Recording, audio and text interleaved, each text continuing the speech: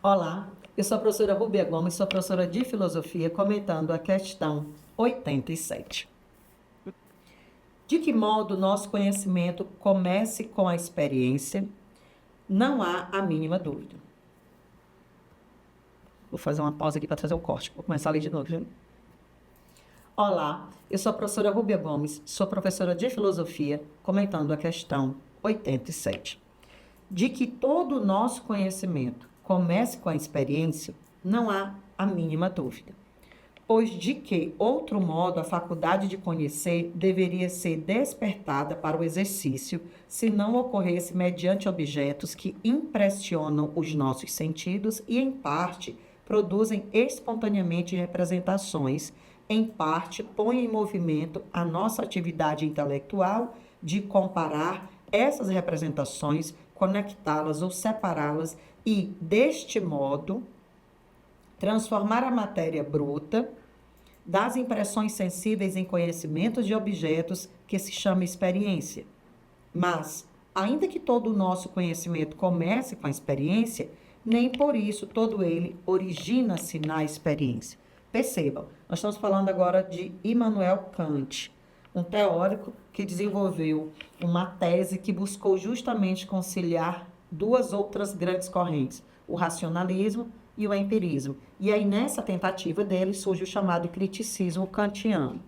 Perceba, o texto é claro que o nosso conhecimento começa com a experiência e ele finaliza dizendo, mas que nem todo ele começa na experiência. Ou seja, há parte da experiência, mas não pode ser exclusivamente experiência. Daí vem, no pensamento kantiano, a sensibilidade não está fora do sujeito. Essa sensibilidade, senhores, são o quê? As experiências sensoriais. Experiências sensoriais, ok?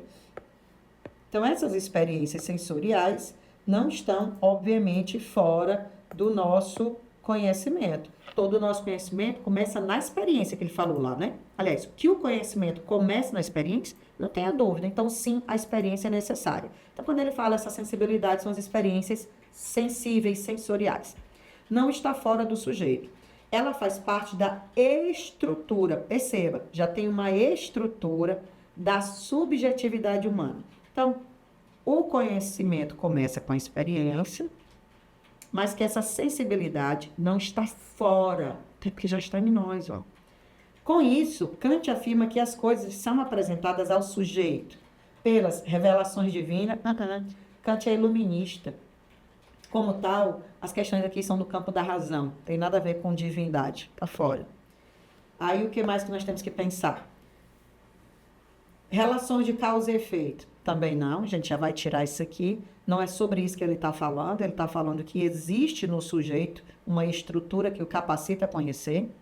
Dialética presente na realidade. Aqui é um entendimento mais hegeliano. E aí nós temos duas últimas alternativas que são kantianas. Forma de sensibilidade e forma de entendimento. Vamos lá. As duas são sobre Kant. Então, poderia ser B e poderia ser C. Mas pega a dica.